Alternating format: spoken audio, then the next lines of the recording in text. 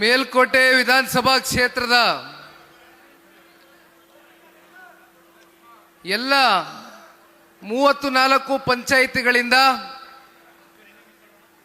ಕ್ಷೇತ್ರದ ನಗರ ಭಾಗದಿಂದನೂ ಸೇರಿ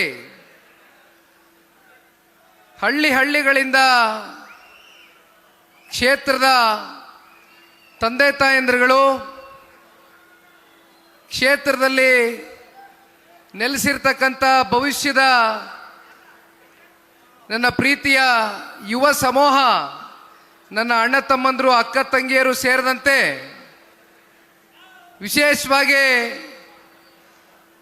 ರೈತಾಪಿ ವರ್ಗನೂ ಕೂಡ ಇವತ್ತಿನ ಈ ಒಂದು ಕಾರ್ಯಕ್ರಮದಲ್ಲಿ ಆಗಮಿಸಿ ಇವತ್ತು ಈ ಕಾರ್ಯಕ್ರಮದ ಯಶಸ್ಸಿಗೆ ಪಾತ್ರರಾಗಿರ್ತಕ್ಕಂಥ ನಿಮ್ಮೆಲ್ಲರಿಗೂ ಕೂಡ ಅನಂತ ಧನ್ಯವಾದಗಳನ್ನ ಈ ಸಂದರ್ಭದಲ್ಲಿ ಪಕ್ಷದ ಒಬ್ಬ ನಿಷ್ಠಾವಂತ ಕಾರ್ಯಕರ್ತನಾಗಿ ಮೊದಲನೇದಾಗಿ ಅರ್ಪಿಸಲಿಕ್ಕೆ ಬಯಸ್ತೇನೆ. ಕ್ಷೇತ್ರದ ನಿಕಟಪೂರ್ವ ಶಾಸಕರು ಕ್ಷೇತ್ರದಲ್ಲಿ ಅಭಿವೃದ್ಧಿಗೆ ಒಂದು ಹೊಸ ಮೈಲಿಗಲ್ಲನ್ನ ಸ್ಥಾಪನೆ ಮಾಡುವ ಮೂಲಕ ಕ್ಷೇತ್ರದ ಸರ್ವಾಂಗೀಣ ಅಭಿವೃದ್ಧಿಗೆ ಕಳೆದ 43 ವರ್ಷ ಅಂದರೆ ಸತತವಾಗಿ 4 ದಶಕಗಳಿಂದ ಕೂಡ ಅವರ ಬಾಲ್ಯದ ವಯಸ್ಸಿನಿಂದನೂ ಕೂಡ ಜನಸೇವೆ ಮಾಡಬೇಕು ಅಂತಕ್ಕಂಥ ಇಚ್ಛಾಶಕ್ತಿಯನ್ನು ಇಟ್ಕೊಂಡು ಇಚ್ಛಾಶಕ್ತಿಯ ಜೊತೆಯಲ್ಲಿ ಅವರು ಕೊಟ್ಟಂತ ಕ್ಷೇತ್ರದ ಜನತೆಯ ಪರವಾಗಿ ಮಾತನ್ನ ಚುನಾವಣೆಗಳೆಲ್ಲ ಎದುರಿಸುವ ಮೂಲಕ ಅನೇಕ ಏಳು ಬೀಳುಗಳಲ್ಲೂ ಕೂಡ ನಿಮ್ಮ ಜೊತೆಯಲ್ಲಿ ನಿರಂತರವಾಗಿ ನಿಮ್ಮ ಕಷ್ಟ ಸುಖದಲ್ಲಿ ನಿಮ್ಮ ಒಬ್ಬ ಕುಟುಂಬದ ಸದಸ್ಯನಾಗಿ ನಿರಂತರವಾಗಿ ಕ್ಷೇತ್ರದ ಹಾಗೂ ಜಿಲ್ಲೆಯ ಮಗನಾಗಿ ಶ್ರಮಿಸ್ತಾ ಇರತಕ್ಕಂಥ ಉಸ್ತುವಾರಿ ಮಂತ್ರಿಗಳಾಗಿ ಸಣ್ಣ ನೀರಾವರಿ ಇಲಾಖೆಯ ಮಂತ್ರಿಗಳಾಗಿಯೂ ಕೂಡ ಜೊತೆಯಲ್ಲಿ ನಿಮ್ಮೆಲ್ಲರ ಜಿಲ್ಲೆಯ ಜನತೆಯ ಒಂದು ಆಶೀರ್ವಾದದಿಂದ ಲೋಕಸಭಾ ಚುನಾವಣೆಯಲ್ಲಿ ಸ್ಪರ್ಧೆ ಮಾಡಿ ಮಂಡ್ಯ ಜಿಲ್ಲೆಯ ತಂದೆ ತಾಯಂದ್ರ ಒಂದು ಆಶೀರ್ವಾದದಿಂದ ಲೋಕಸಭೆಗೂ ಕೂಡ ಪ್ರವೇಶ ಮಾಡಿದಂಥದ್ದು ಬಹುಶಃ CS ಪುಟ್ಟರಾಜಣ್ಣನವರ ಇತಿಹಾಸವನ್ನ ಇವತ್ತು ಮೆಲುಕಾಗ್ತಕ್ಕಂಥ ಇವತ್ತಿನ ಈ ಒಂದು ಸುಸಂದರ್ಭದಲ್ಲಿ ಅವರ ಒಂದು ನಾಯಕತ್ವದ ಅಡಿ ಅವರ ಒಂದು ನೇತೃತ್ವದಲ್ಲಿ ಬಹುಶಃ ಕಳೆದ 2-3 ವಾರಗಳಿಂದ ನಿರಂತರವಾಗಿ ಕ್ಷೇತ್ರದಲ್ಲಿ ಇರ್ತಕ್ಕಂಥ ಹಿರಿಯ ಮುಖಂಡರು, ಕಿರಿಯ ಕಾರ್ಯಕರ್ತ ಬಂಧುಗಳು ನಿಮ್ಮೆಲ್ಲರ ಹೋರಾಟ, ಶ್ರಮ, ಸಹಕಾರದಿಂದ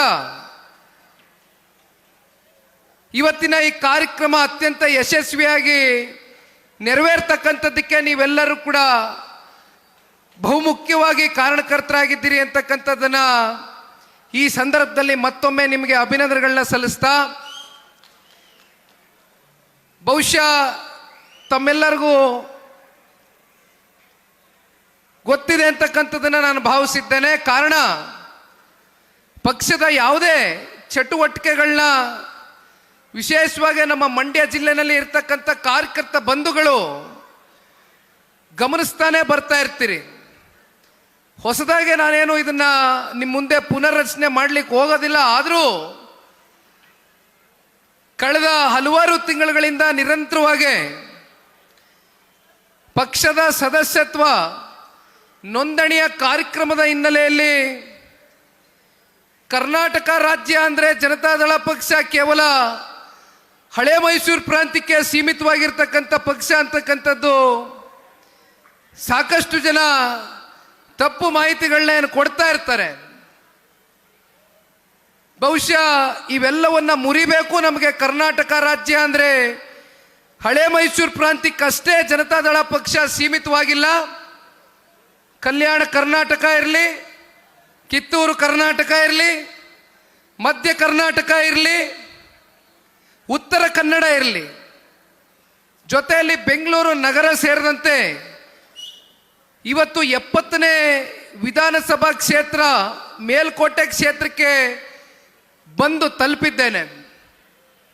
ಈಗಾಗಲೇ ಸರಿಸುಮಾರು 16,000 ಕಿಲೋಮೀಟರು ನಿರಂತರವಾಗಿ ರಾಜ್ಯಾದ್ಯಂತ ಸಂಚರಿಸ್ತಾ ಇರ್ತಕ್ಕಂಥ ಒಂದೇ ಉದ್ದೇಶ ನಿಮ್ಮೆಲ್ಲರಿಗೂ ಗೊತ್ತಿದೆ.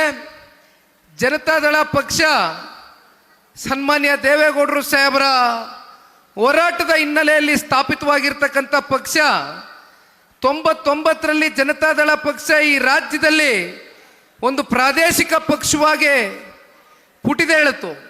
ಅಲ್ಲಿಂದ ಇಲ್ಲಿಯವರೆಗೂ ನಿರಂತರವಾಗಿ ಇತ್ತೀಚಿನ ದಿನಗಳಲ್ಲಿ 25 ವರ್ಷ ಅಂದರೆ ನಾವೆಲ್ಲರೂ ಕೂಡ ಇದನ್ನ ಬೆಳ್ಳಿ ಮಹೋತ್ಸವ ಅಂತಕ್ಕಂಥದನ್ನ ಆಚರಣೆ ಮಾಡ್ತಕ್ಕಂಥ ಈ ಸುಸಂದರ್ಭ ಇವತ್ತು ಕಾಣ್ತಾ ಇದ್ದೇವೆ ಅಂತಕ್ಕಂಥದ್ದಾದ್ರೆ ಅದಕ್ಕೆ ಪಕ್ಷದಲ್ಲಿ ಯಾವುದೇ ಒಂದು ಸ್ವಾರ್ಥಗಳಿಲ್ಲದರ ನಿಸ್ವಾರ್ಥ ಸೇವೆಯ ಮೂಲಕ ಲಕ್ಷಾಂತರ ಜನ ಇವತ್ತು ಜನತಾದಳ ಪಕ್ಷದಲ್ಲಿ ಗುರುತಿಸಿಕೊಂಡು ಕಾರ್ಯಕರ್ತ ಬಂಧುಗಳು ಪಕ್ಷವನ್ನ ಕಟ್ಟತಕ್ಕಂಥದ್ದಕ್ಕೆ ಸನ್ಮಾನ್ಯ ದೇವೇಗೌಡರು ಸಾಹೇಬರ ಹೋರಾಟಕ್ಕೆ ಹೆಗಲಿಗೆ ಹೆಗಲು ಕೊಟ್ಕೊಂಡು